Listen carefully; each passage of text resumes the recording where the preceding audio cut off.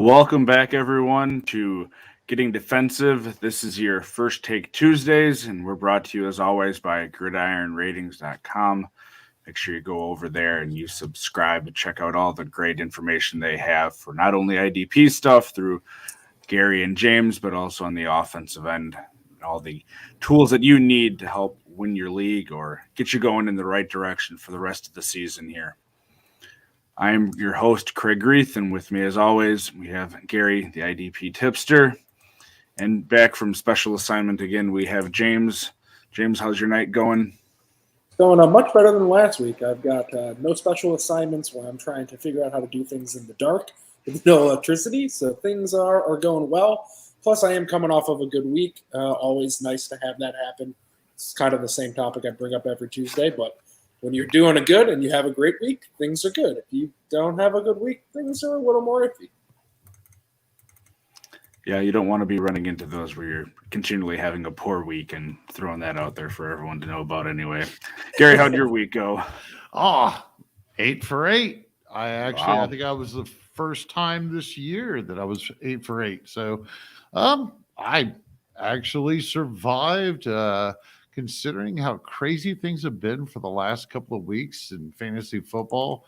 Kind of topsy-turvy.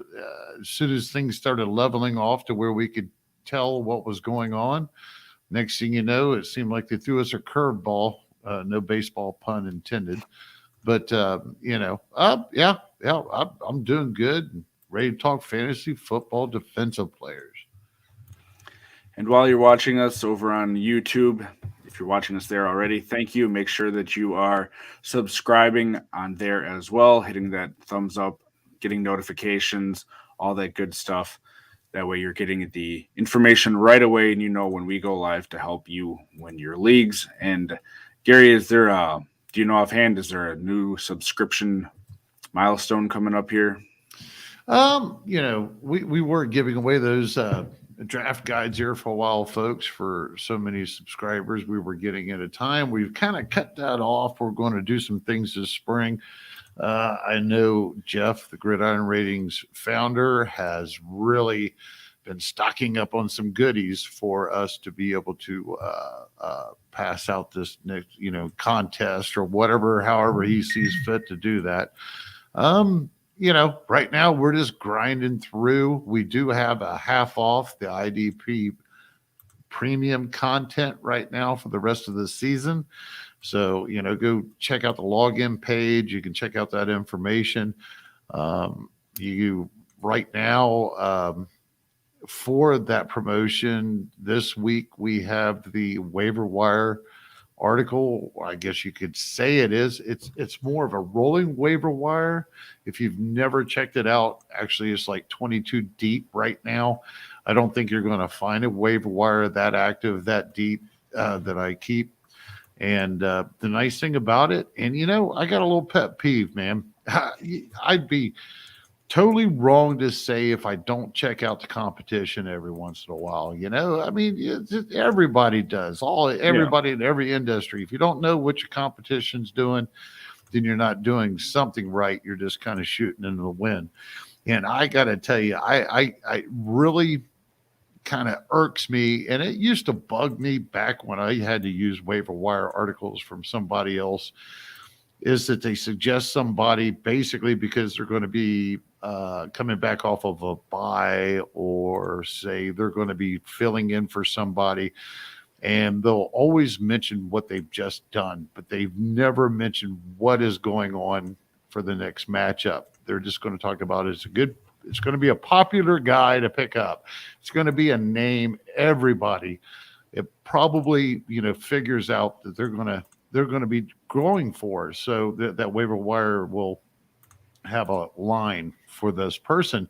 But when it really boils down to it, you could probably get somebody else that's got a way better matchup, because they never mentioned the matchup completely. So that bothers me, because then you're suggesting just picking up a person as a body, but not necessarily focusing on that matchup for that player this week. So anyways, when it comes to my waiver wire, there's not a player on there that doesn't have at least a solid or a strong matchup, I'll remove them. Over the last couple of weeks, I've had anywhere from 20 to 25 guys on there, and I know it's a rolling waiver wire, but it's like I say, if they don't have a strong or a solid matchup, I take them off until they do, and I'll suggest other players. So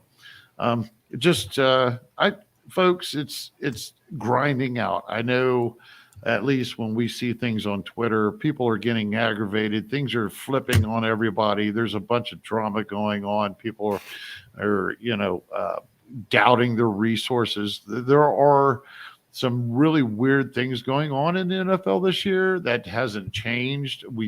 Like I mentioned, we did level out, but we're right back to crap again after this last couple of weeks. We've got a lot of players underperforming. On top of that, we've got a lot of players that are overperforming, and it's a matter of trust. Stick to your grind. We're all here. We're all trying to do the best we can. And, it's in the fantasy football, God's hands the rest of the way. We just need to prep for that. There's only so much that you can do, but you can always do more and find out more info and try to find better info. And speaking of that sort of thing, James, you're going to be telling us about knowing your role this week, apparently. Yeah, it's week 11. So, you're sitting in kind of three scenarios wherever you are in your week. You've got maybe 7+ wins, and you're sitting pretty, and you're loving what's going on. Maybe, you got less than 3 wins, and things have not gone well in any way, shape, or form. Or the kind of likely scenario, you got 4, 5, 6 wins, and you're in the thick of it. And you need to play at your record. So if you've got those 7+ wins, you can look to the future. You can actually start looking at matchups. We now have enough information where understanding what's going on with matchups can actually help you play forward. And you can use the back end of your roster to actually hold guys who don't have value this week, but will have value in future weeks, because you can deal with not having the most optimal matchup in today because you can handle that loss. Likewise, if you have 3 wins or less, you need to do whatever you can in order to get a win today. You have an injured superstar who's day-to-day, maybe someone like TJ Watt, who I'm sure we're going to discuss in detail. Ship him out. Get rid of him. Ship him for whatever you can, because you have to win now.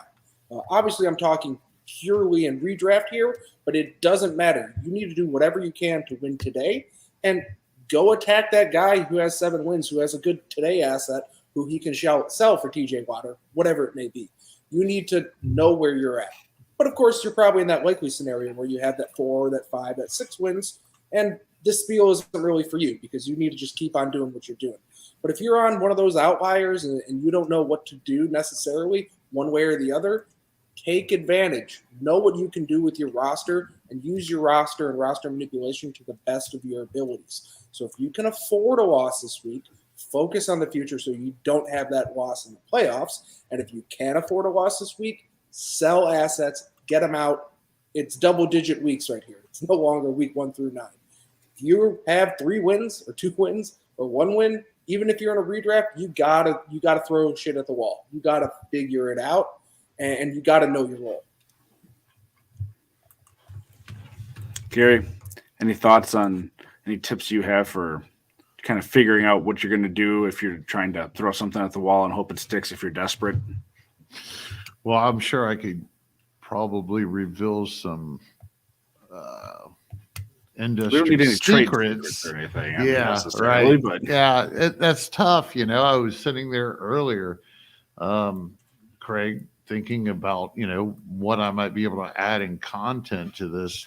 And, it's like talking strategy for the rest of the season. We've got weeks 13 and 14 around the corner, and both of them have 4 teams on bye, and what could we do to help somebody without completely selling our souls to what we do for our members of our sites or such? In my case, at least with Gridiron Ratings and James's, Kraig, I the best strategy that I can try to recap is probably what we hit on the last couple of weeks. You got to think ahead, so if you can get a person or a player in week 12 and plan on them for 13 and 14 while you got guys on bye. That's a smart move. You don't have to play the waiver wire, but you got to be able to do your homework to figure out who's actually going to have the best matchups. Because there's nothing worse than picking up a waiver wire guy and him flopping, because it was a lot of effort for nothing. And it's a tough situation to sit here and try to help people without giving away every secret that you have. And I'm going to mention to everybody that normally every site that you have out there, ESPN, MFL, Yahoo, they actually supply the information that you need if you have time to do the research within their own site. The information's there for you to be able to make an educated guess or reasoning on picking up a waiver wire person. And if you know there's a hot name, don't plan on getting that hot name unless you get that first waiver wire spot and you're going to be able to pick them up. It's always good to actually don't be satisfied with what everybody is talking. I mean, even with me, if I'm saying a name and you hear it from a few other people, you got to figure that it's going to be tough to get that person off of there. So you've got to be able to do your homework or, find a resource like us and our sites, and we'll do the work for you. Alrighty. Well, on that note, there's even more work to be done than maybe the last week or so because of injuries. There were a lot of them this past week, and we're not going to go through every name, of course, here because that would take us, a good probably 5 minutes. But there's a number of big names that had injuries. So Chase Young, clearly, that's the huge one that's going to be out for the rest of the year. He tore his knee, the ACL on that. TJ Watt had knee and hip issues. MRI came back negative, and it's unclear whether or not he's going to be playing this next week. Same thing with Bud Dupree. He left. Not that Bud Dupree has been having a great year, but he's a name that people remember from prior years. Abdominal issue. He's looking at, sort of day to day. Rashawn Gary may play with a brace. He had an elbow injury, and the recently signed edge Whitney Merciless for the Packers, he's out for the year. So if you had been counting on him sort of as maybe a Za'Darius replacement like the Packers had been hoping for a bit here, not going to happen. He's on IR and done. Baron Browning had a back injury, and he's expected to be fine. They're on bye this week, too. One of two teams on bye this week, with the Rams and the Broncos. Trey Flowers had a knee injury. It's unclear the extent of that. Richard Sherman, if you're in a cornerback required league, he has a calf injury that he got in pre-games and will miss time. And then we have some guys on the COVID list. Minka Fitzpatrick, according to head coach Mike Tomlin, will miss time on that list, at least a game. Joey Bosa, too, he is on the list, and it came out that apparently he is unvaccinated, which means he's going to be missing a game here anyway. And Jerry Tillery also on Los Angeles. He, though, is vaccinated apparently, so will have a chance to play potentially this week here. When you see this sort of list, and of course it's going to vary by team, but do you guys take into account that you may end up in, standard shallower type leagues, have more guys competing for those waiver wire targets that you're looking for? And then, James, do you take that into account whether it's waiver wire priority 1 through 10 or 12 or spending fab, do you maybe put a little bit more on your second and third guys, assuming you're not going to get your top guy, or do you throw more at your top guy, hoping to get who you want? Yeah, I mean, first, not to beat a dead horse, hopefully I've set myself up so that if an injury comes along, I already have my guys sitting on my bench. I don't need to go and snag someone off the waiver wire. There might be someone I'm going to make an additional ad for because, I just lost Chase Young. But I have someone sitting there to just help me out in this type of situation versus being absolutely out of luck with no other defensive lineman on my roster. But in a world where I do have to go and make an ad, I'm expecting for there to be a lot of turnover this week. In addition to, all of these injuries, which it feels like this might be the most devastating week we've had this year. there's going to be a lot of people who might be finally cutting ties with some guys they probably should have cut ties with a while ago, because it's getting to that point. You know, to go back to my know your role speech, people are kind of figuring out what their role is right now, whether they want to or not. So I think there's going to be a lot of turnover on that waiver wire this week. And, you know, hopefully you don't have to spend a lot of your fab to go grab somebody or use up your high waiver claim. Or if you're at a mid-level spot, maybe those guys above you use it up and you don't waste it on someone who's a mid-level acquisition. You can kind of sit back and see who gets cut and then maybe go snag someone who you like there. Again, you want to give yourself options. You don't want to be shoehorned into needing to make this one move when it's not a guy who you're adding who you're just in love with. So you always need to know what your league is. It's kind of like what Gary said. It's hard to not just give away every secret because, you know, each league is very individual and very unique. And, you know, one league, maybe you need to go and make that ad. In another league, you don't. It's hard to give a lump sum blanket statement here. But I guess if there's one thing I can say is hopefully you're already prepared. Gary, any additional thoughts to that? Not really. Not really. I mean, James sums it up pretty quickly there. Let's just be glad that these injuries and stuff didn't happen when we had 4 teams on bye. So, because that would have been some chaos. I mean, you're taking your possibility of taking TJ Watt, one of the main edge rushers, the main edge rusher between him and Landry this year. I don't know. I guess you could say that. Well, considering outside linebackers, but you know, Joey Bosa, Tillery's actually been pretty serviceable this year too. So there's a couple of names there that does hurt it. I could see there being a lot of action, but I think any scrambling right now would be trying to look ahead. You know, you just got to look ahead, folks. It's got to do something. And I'm going to mention right now, too, because of our half-off promotional, my waiver wire article, I guess you can call it, is open to the community for everybody to check out. And like I said, there is 23 names on there, from strong to solid. Some of them, you know, I like to go deep. So there might not be some of those names that you might hear floating around right now. So, but, you know, that's how I reveal my secrets and my trade secrets, is because there's information out there to read and you can put together to come up with a great deduction, and it works. So I hope you all check that out. All right, guys. Moving on here to some sort of player situations that have been evolving over the past couple of weeks. I want to get your guys' thoughts on here.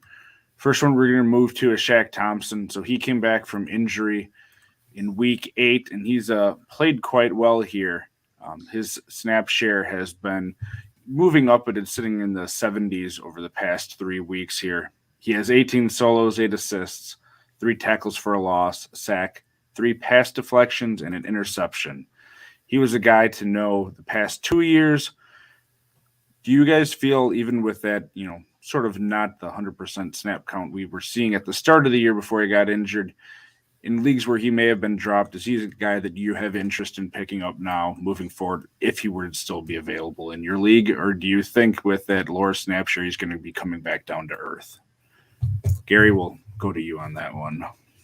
Well, it's got to be a pretty shallow league if he's not on a roster right now. So, for redraft leagues, you know, those generally tend to not have a whole lot for IR spots. So he was a guy that may have been dropped if you're looking at, you know, 2 linebackers, 2 D linemen, 2 defensive backs. Right. Well, I mean, it's definitely between him and Hussein Reddick. Hussein Reddick. Between those two, I mean, those are the only 2 linebackers that are worth anything there. You have the advantage of adding sacks with Riddick. When it comes down to it, I mean, both of them, are they going to be minus Burns? Did Burns play this past week? I have not looked. Did not catch that game. Yeah, I did not look. But either way, and I also like to know who they're playing this coming week before I. So Burns did not play, and they are facing Washington this coming week. All right. So I mean, it's kind of one of those things where he's going to be productive either way, probably. I could see, I'm trying to see just how strong this matchup is, folks. So if you just give me a complete second. What are your thoughts, James? I'm kind of echoing what you're saying. If Shaq Thompson is available in your league and we just had these injuries happen, you absolutely need to get him. But, like I said earlier, I don't want to beat this dead horse, but I will. You should have been prepared and you should have gone and snagged him, probably the week he came off IR, the week after he came off IR and showed a very nice stat line. He's around 70% snap count. That's still a very acceptable snap count to give you great production if you're producing. Especially this year. Exactly. With all of the upheaval and all of the uncertainty we've seen throughout the linebacking cores this year and how nothing has just been really set it and forget it. Shaq Thompson definitely belongs on a roster. He belongs, in a starting lineup. I was high on him coming into this year. Yes, past 2 years he's kind of not met expectations. But that's why he's a great guy to go and grab, because there's a lot of managers who've been burned by him and are thinking, he won't keep this up because he didn't do it the past 2 years. He's a great guy to roster, and, it's kind of an overarching point. There are these guys who come in hot, like Shaq Thompson did. He got hurt, and now he's back. This is something that's basically new to fantasy football. We're used to guys getting hurt, and they're gone. Now they're coming back, and he's coming back with plenty of time to spare before the playoffs. You need to kind of recognize this and know what to do with it. Granted, maybe you're focused on that dirty O, but if you're not, you can get a beautiful, beautiful roster piece for nothing, because I'm sure he got cut in many leagues in order to house another dirty O player. So take advantage of it. You need to try and find edges where you can, and a great place to find them is on people who cut guys who shouldn't be cut. And Shaq Thompson really was one of those candidates early in the season. So looking at it, they face Washington. Washington is actually, not the best. They're low solid and production to the inside linebacker position, where Shaq Thomas would probably be considered. I don't believe they've been running Gibson that much. I think that they're relying on their passing game is probably what I'm reading into here. They just ran Antonio Gibson for his high carries for the season this past week. So it remains to be seen. How close the game is will depend on that too, I would think. Right. And I'd be surprised. I'm looking to see here real quick too what the rest of the season rankings are on these inside linebackers. I just did on site, but when it really boils down to it, I would rather have Shaq Thomas than quite a few of the other names that are floating around right now. That we at least at 70%, he's probably going to get more. They have no one else to put out there. I would probably rather have Shaq Thomas with a solid matchup than I would to go reaching for anything that's going on in Philadelphia or some scenarios like that where it could change at any moment. When it comes to the rest of the season for him, I'm at 21st. So yeah, folks, what I'm looking at is that I do the rest of the season matchups, MSRs, and if he's coming in at 21st with a rating of an 88, then the rest of his season should be good. Should be solid matchups, which is going to give him the opportunity. So we should be looking at an LB1, in my opinion. We're going to jump one spot ahead over the next one, just because you mentioned the Philadelphia linebackers here. Philadelphia linebackers, as we've mentioned quite a few times, have run into sort of that production by default with the guys that are on the field there. This guy's going to be available in more leagues and probably more just of a deeper league play, but wanted to get your thoughts. Davion Taylor appears to have taken over sort of the second main linebacker role for the Eagles with their shuffling that they went through a couple weeks ago. Second guy behind TJ Edwards. Past 2 weeks, he has a 71% snap share with combined 12 solos, 3 assists, tackle for a loss, and 2 forced fumbles. Gary, you just said that you weren't really excited about the guys on the Eagles, but are you keeping an eye on him to see if he's going to be keeping that sort of snap share and producing, or is he someone you're not really thinking about at this point? Well, he's actually on my waiver wire. Like I said, those are deep. My waiver wire runs deep, folks. When I'm comparing him to Shaq Thomas has been a known player for a few years. Taylor is just in there. So that's why I was kind of like, when I was asked about Thompson, is he actually on waiver wires? But I suppose he is. So, yeah. Anyways, when it comes to Taylor, he saved my ass. And he pulled out one of those wins for me this week. Because of the 4 teams on bye, I was reaching, but I looked. I had added him last week onto my waiver wire. So certainly I couldn't get TJ Edwards because he was already gone. Yep. So he was my 4th linebacker in a four starting linebacker setup. And he did me really well. So as far as I can tell this week, I left him on my waiver wire. It's not as good as matchup as what it was last week, but it's still a solid one. So as long as he gets those kinds of snaps, we could probably see similar production. I think that he probably hit his ceiling last week, if I remember right. But, I mean, if you're in a deep format, you might as well grab them and use them. If it's, I guess for a shallow league, if you're looking ahead and you're going to have some of your linebackers, if you're playing more than 1 or 2, he's an option. If you can grab him and stash him, he might turn out to be something for 13 and 14 for you. He's definitely getting the job done. So I can't knock on him, and he just helped me win a week. So I'm not going to complain. James, I know you're not playing in those 4 or 5 linebacker required in each team sort of lineups that Gary loves diving into. Next year. We'll see if Gary gets you to commit next year. Yeah. But, if you were in the IDP set of league. Even the leagues where you have, maybe 2 starting linebackers and a flex, is he someone you're keeping your eye on to see what happens there? Or is it just one of those situations you're more or less avoiding?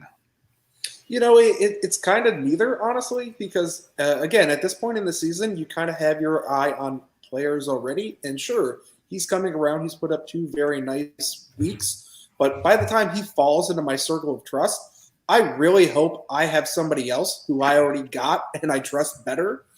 He's still on that, wait and see kind of approach. And by the time it's time to see, I really better have found something. Otherwise, I'm probably not making the playoffs, and it probably doesn't matter.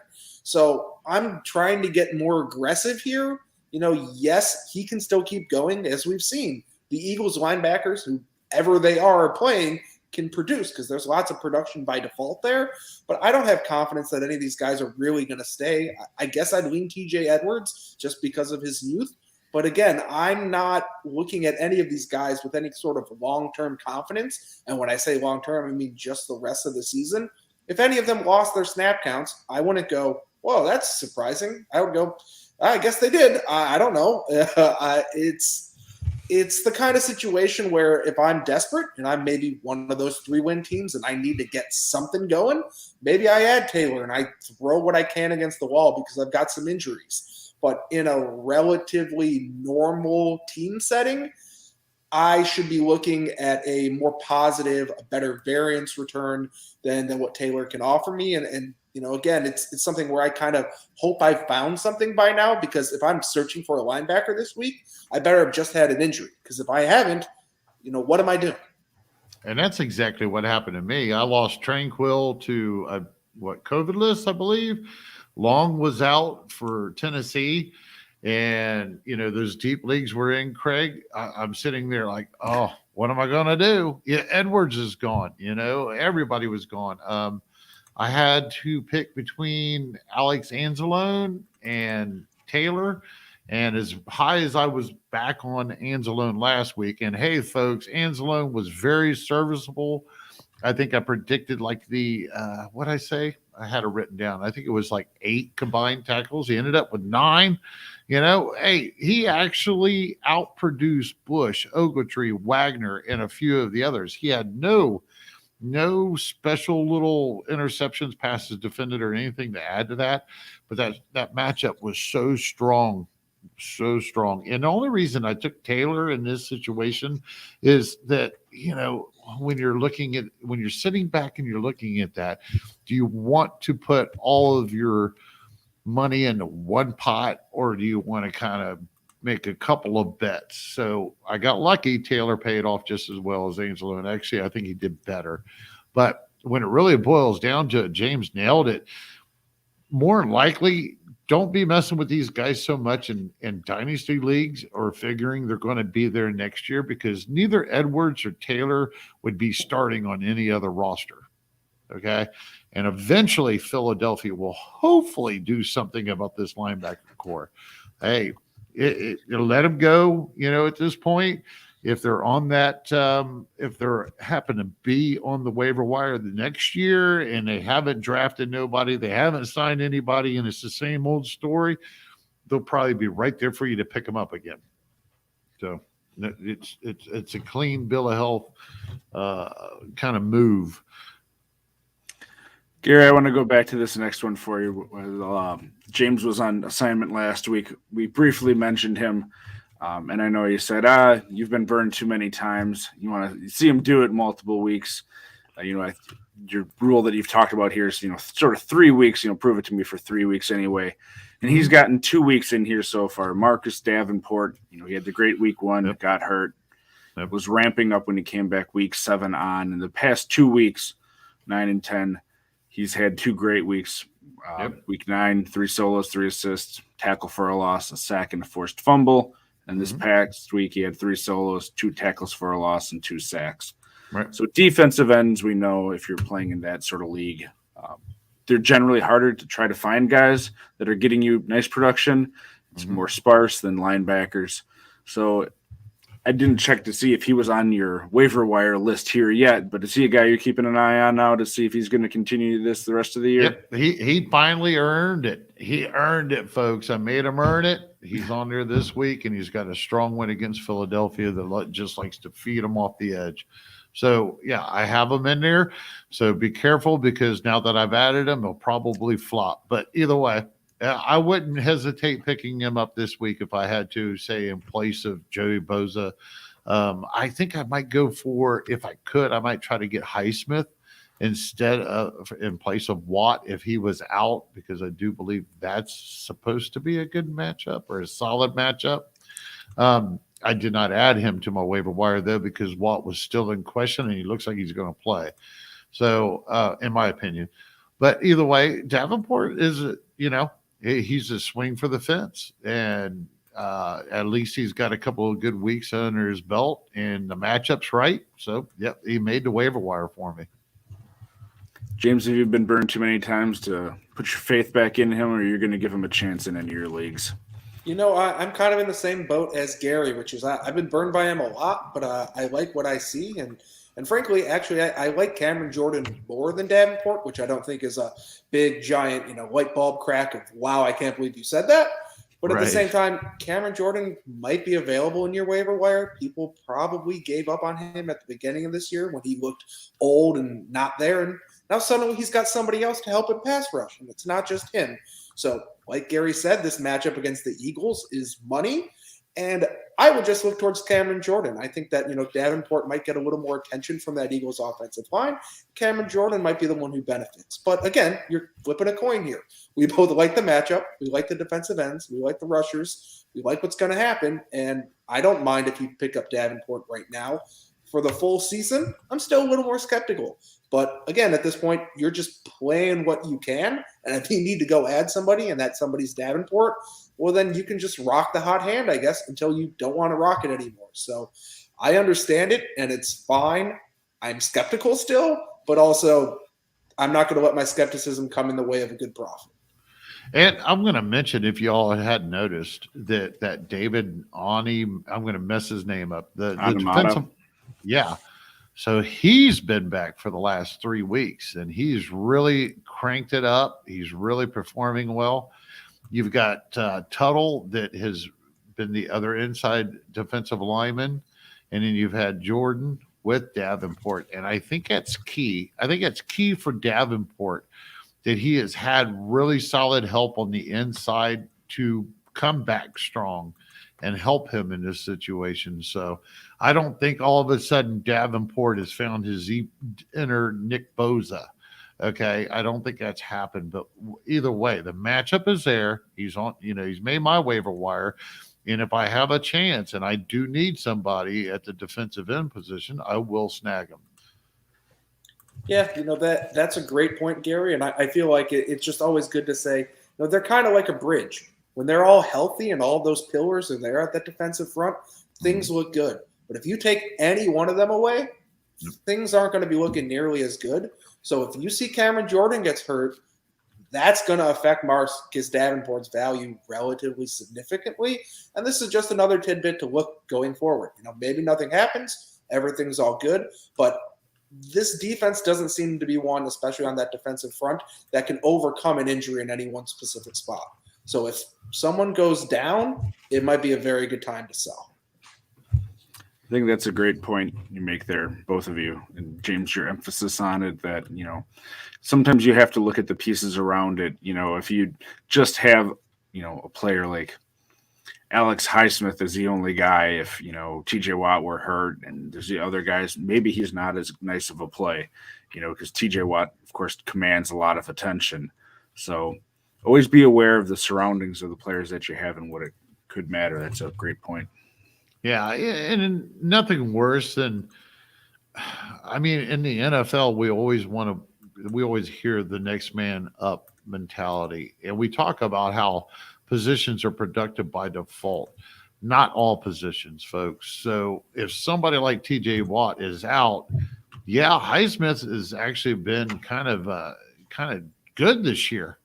He's impressed me. He's really picked it up. But I'm talking deeper leagues when I'm talking about going and reaching for him to play in place of Watt on a waiver wire that right now, Kraig, as you know, there hardly is any IDP meat on the waiver wires in the leagues that we have, the tipster leagues and the Gridiron Ratings leagues. So, you got to be careful. I get those questions all the time. And as soon as somebody goes down, who's going to replace them and should I go pick them up? And my first answer is I don't know, and I wouldn't until we find out. There's no reason to go running after somebody thinking that they can do the same thing that Bobby Wagner can do when he's on the field or Darius Leonard. When it comes to those cases, we got to let the production by default develop. But when it comes to an outside linebacker, defensive end, or some of these more specialty positions, those guys are beasts. They're irreplaceable. The odds are that I'm going to get the exact same type of production out of Highsmith and Watt's position is very slim, and the odds are against it. So it's just a pet peeve of mine, though. We shouldn't have to chase next man up until they prove themselves. Yeah, and a good example of that, he is coming off injury, but the aforementioned Bud Dupree, he looked great, prior to getting hurt when he was in Pittsburgh across from TJ Watt. Yeah, he's coming back, but, he has another good player opposite of him in Harold Landry, and this year, he just hasn't been able to get anything going. Mm-hmm. So you see it in real life, and that does translate into the fantasy world for us. Yep. One last player of note I wanted to throw out here. We talk a lot about rookies and how if they're not named Ernest Jones, by and large, we're not paying a whole lot of attention to him this year. And no, we won't be digging into Ernest Jones again since he's going to be on bye this week. We'll have to wait for next week. But Javon Holland, safety for the Dolphins, since week 5, he's I think it was one snap away from 100% snap share all the weeks since then. He has at least 4 solos, and that there's assists and other plays in addition to that in 5 out of the 6 games since then. He's being used at free safety quite a bit, but also all over the field. He has some snaps sort of along the defensive line, slot corner. He's just being used sort of the way they thought they would all over the place. and he's getting great grades. So despite being a rookie, he's getting that playing time. He's starting to show up. Gary, is he a guy that you have on your waiver list at all? Oh, yeah. Him and Brandon Jones both have been there for a couple of weeks now. Folks, I put them on there for 3 weeks, 4 weeks max. Just depends on how the list is looking. I figure that's a month. After a month's worth of time, either it's time to move on and bring in fresh bodies for people to pick from, or they are like someone like Holland, you're not going to let him walk as long as he keeps performing, And they actually, both of those two are being played right up on the line. There were so many times I watched this past weekend's game, and they had no linebackers. It was like there was no linebackers in the middle of the field. Everybody was up on the line. Everybody was rushing, but they've been doing this. I think they did it more in this contest, but they've been doing that with Brandon Jones and Holland a lot. And I mean, you're seeing a free safety get sacks pretty frequently, if I remember right, thinking of his stats. But Holland is definitely hotter than Brandon Jones at the moment. And there's definitely no reason that I couldn't see him being an asset for the rest of the season. He'll probably carry somebody along to the playoffs. James, how are you feeling about Javon Holland? I was on assignment last week, so I didn't have a chance to get defensive. And I'm going to get defensive with Kraig as opposed to Gary, because while we're both very anti-rookie headed into the season because prices are inflated, I'm not anti-rookie 2/3 of the way into the season, 1/3 of the way, maybe halfway. At this point, generally speaking, someone shows up. Someone steps in, someone gets that playing time, however it happens, and they run with it. I don't know who it's going to be. I don't want to bet on it preseason, but it looks like Javon Holland is that safety from this class who's stepped up, showed up, and appears to be a guy now. He's no longer just a rookie who might get some hypothetical opportunities. He's become a player and someone to roster. He's got tons of snaps, and as you noted, he's snapping all over the place, which means he's not someone who's dependent on playing one specific position and having something else go right for him. He appears to be that defensive coordinator's love. He likes to slide him around and get him action and get him pass attempts. And like Gary noted, get him sacks. I think he's got 2 in his past 5 games, which is excellent from a defensive back perspective, in addition to his relatively high floor for tackles. And I'm all in on Javon Holland. I like him for the rest of the season. I like him going forward even. I know the Dolphins have vastly underperformed as a team, but going forward, I think that they still have plenty of talent there, and Holland can be a playmaker for a while on this defense. And not only is it long-term, I think short-term. So, yes, he's absolutely someone who you can throw in your lineup with some confidence and play. Is he a DB1 right now?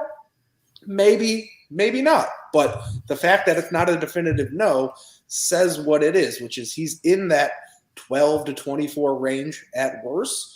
And, when someone's at that level, you need to get him in your lineup. So when you saw that snap share creep up right when he came back week 5, and then when it was still sitting at 100% week 6, he should have been on someone's roster by week 7 at the latest. And this, again, goes back to the same point. I'm beating that dead horse, but pay attention, know what you're doing, think for the future, because when you see a rookie just show up and get 3 straight weeks of basically 100% snaps, you need to pay attention, and you need to maybe use a bench slot up and see what happens versus waiting until you need to use that waiver claim. And did you have anyone else of note that you wanted to mention here tonight for people at all, James?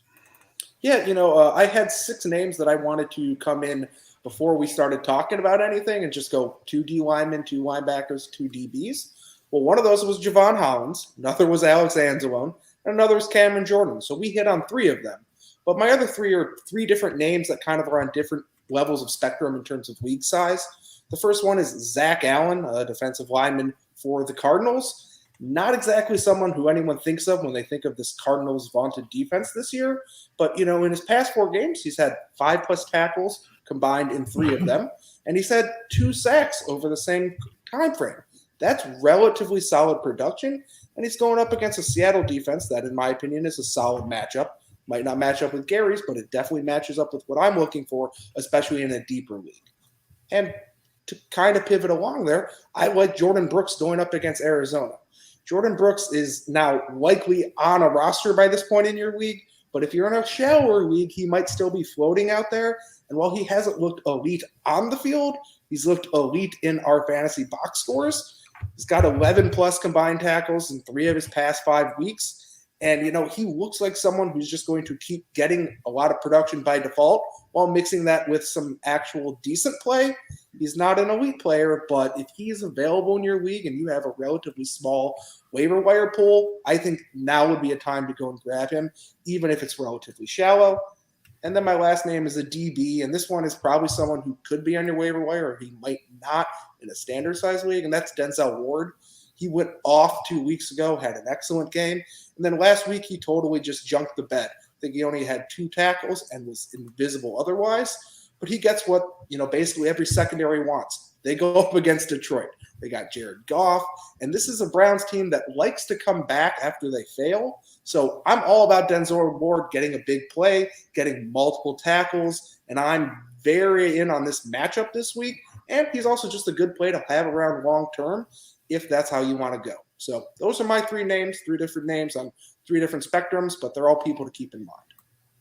I like that the Zach Allen. He actually got on my waiver wire last week, James, and he's got a solid one this week again against Seattle. And surprisingly, when I was crunching the numbers earlier today, posting the rest of the season interior defensive lineman ratings on a site, Zach Allen is the top 10 dude when it comes to the rest of the season MSRs. So I am hoping that I can get a few shares of them. Usually by the time I run my mouth or we do these shows, and our leagues are pretty competitive. Those names are kind of hard to come up with because I don't happen to be at the bottom of the waiver wires in most of them. So anyways, Zach Allen I think he's going to shock a lot of people. I mean, he's playing well, and there's no reason to think that he can't live up to that MSR. Let's see. Don't forget about Curl, Washington's safety. He's got a strong matchup this week against Carolina. He just I seen him, and the reason I'm mentioning him is because on at least ESPN, his owner's percentage did not go up very much when they came off a bye. Don't forget about Gruger Hill. Kirksey's still hurt. He's got a strong one this week. Gruger Hill, excuse me, I forgot my French. And then Alex Anzalone, yeah. I mean, we've hit on him a couple times. He's got Cleveland this week, folks. Cleveland runs the ball. He's not going to get you an interception, probably. He's not going to give you anything all splashy, but there's no reason to think when the MSR is this strong that he can't get that 8 combined tackles and keep you from taking a big fat 0 in the box, which it hurts. So we're still looking at, let's see.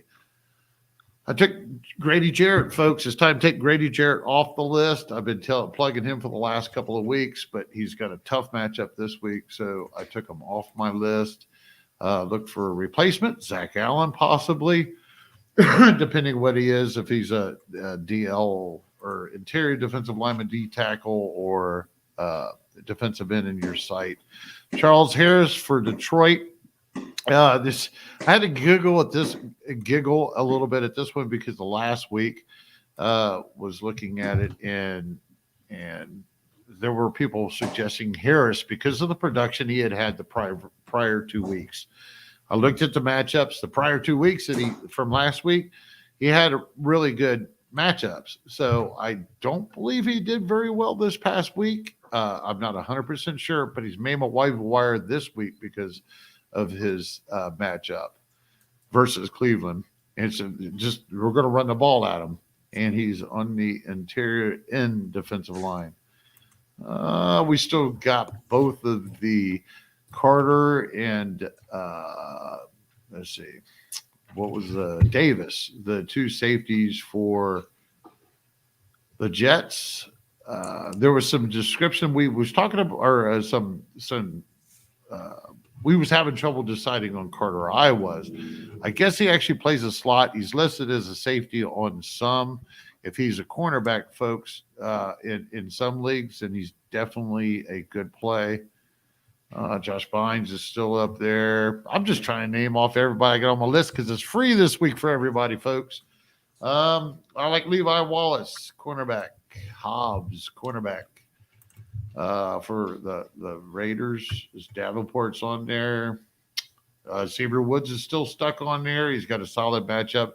He didn't produce as well as he had been and as well as the MSR was this past week. But don't freak out, folks, because he's still there. I think Darnell Savage is actually going to come up the end of this season, so he's made my waiver wire. Let me see. I'll give one more. Have I named all 22? Eric Harris has another good matchup this week. New England Patriots, I believe, are number 1 in allowing points to the safety, so he should be fine. If you have him, hold on to him. No reason to replace him. I think I just pretty much Lewis, Dallas. Jordan Lewis, Dallas. Jordan Lewis, yep. Yeah, Jordan Lewis. Yep. I believe he plays slot, doesn't he? No? I believe so. Okay, he's got a good matchup this week. Okay, I'm going to put Kraig to sleep, and I know we got a question in the chat, so I'm gonna quit now. I think I hit almost all of them though. And it's an IDP question, so hooray for that! Usually we get hit with the dirty O, and Gary to run away. But we have Jonathan Greenard versus Marcus Davenport versus Trey Hendrickson this week, so that's part 1, and then rest of the season. So why don't we just start with this week here, and while I pull these up here, but we already said Davenport plays the Philadelphia Eagles, and you like that matchup. And I'm getting the rest of these here. Cincinnati plays the Raiders, and Houston plays the Titans. And I believe the Titans are a good matchup here too for those defensive ends. But James, for this week, do you have a thought on those 3 guys? Yeah, it's probably a toss-up between Davenport and Greenard. I think if I need to swing for the fences, I think I'll go Davenport and go, hey, that Philly matchup can be money. I think that he could just really go off. Again, I'm picking Cameron Jordan to be the one who goes off, but Davenport is obviously capable to do so. So if I got to swing for the fences, give me Davenport. If I need just more consistent, actual, just higher floor production, give me Greenard. And at the same level, I want Greenard the rest of the season.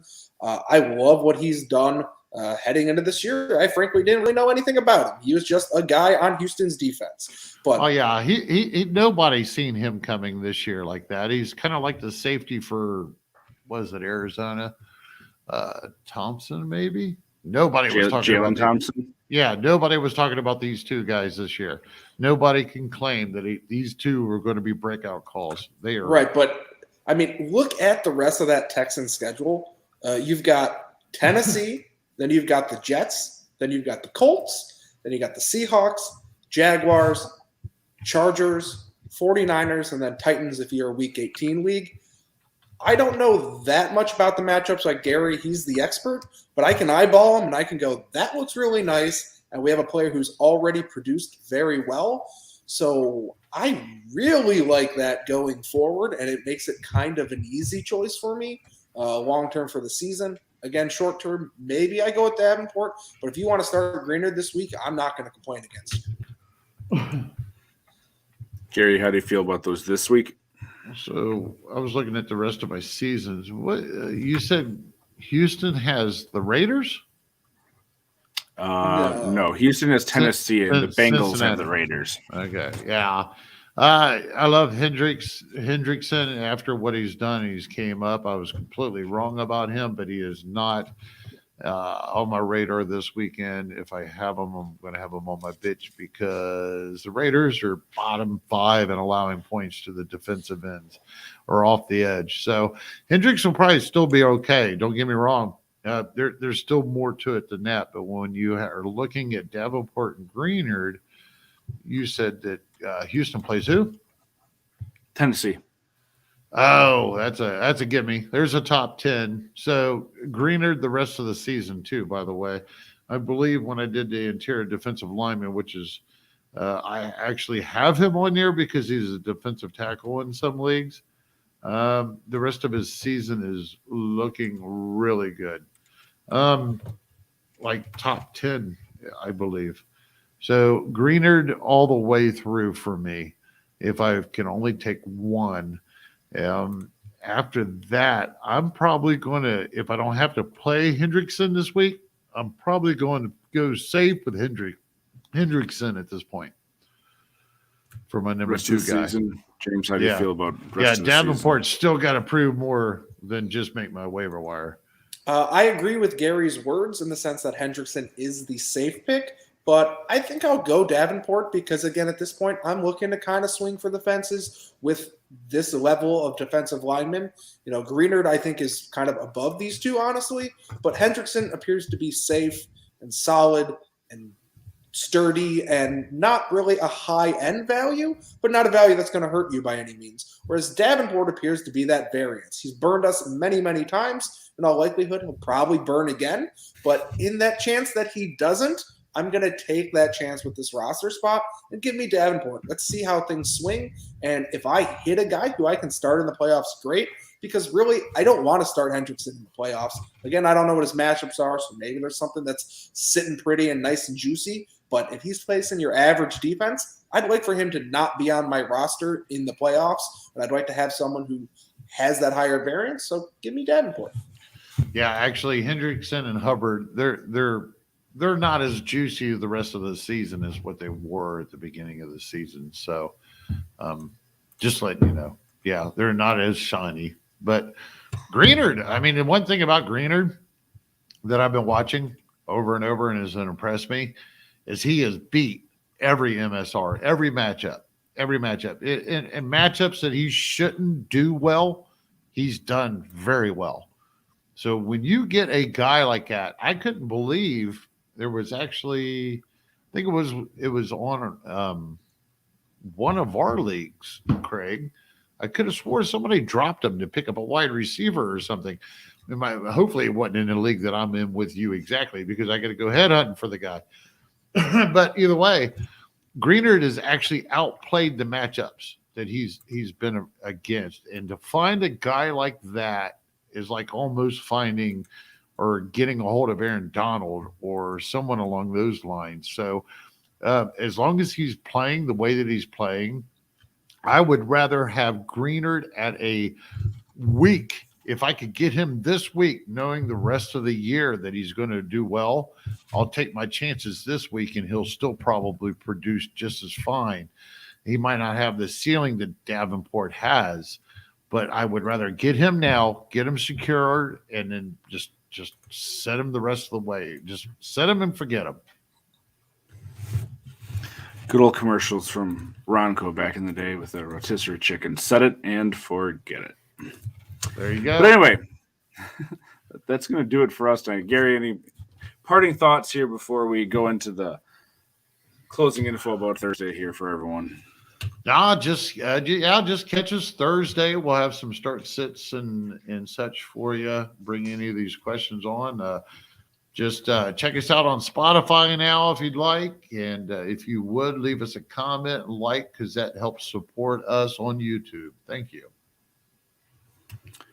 And James, any parting thoughts for everyone heading into week 11 here? Yeah, go check out Gary's list because it's out there for free right now.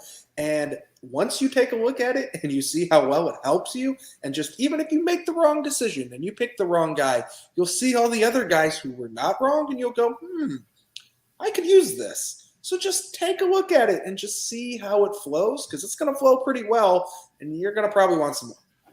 Well, I got to tell you, I appreciate it, James, but I'm going to get defensive because the odds that they're going to pick somebody off the list that doesn't succeed is nil because I have been only dropping maybe 2%, 3% of the guys because they fail. And how come I'm good at it and how come this waiver wire works is I don't put them on there unless they got a matchup that's worth putting them on the list for. That's exactly where I circle right back where we started the show at, folks. It perturbs me when people put people on waiver wire lists just because they're a shiny name coming off a bye, off injury, a fill-in dude or something. Hey, we got to look at the matchups, folks. Go check out those waiver wires. Thanks, James. And that's going to do it for us. Again, 9 p.m. Eastern on Thursday night, you'll be able to get JJ Wenner, Gary, and maybe someone else. It sounds like Tripp is going to be out this week, but they're going to have trying to get Justin Barnes on. Y'all know Justin Barnes. He's been on here before with us. So hopefully they'll have someone else to give you guys everything that you need going into the weekend.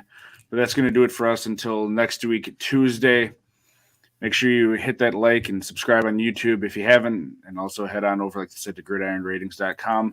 For all of us here tonight, thank you, and have a good rest of your week.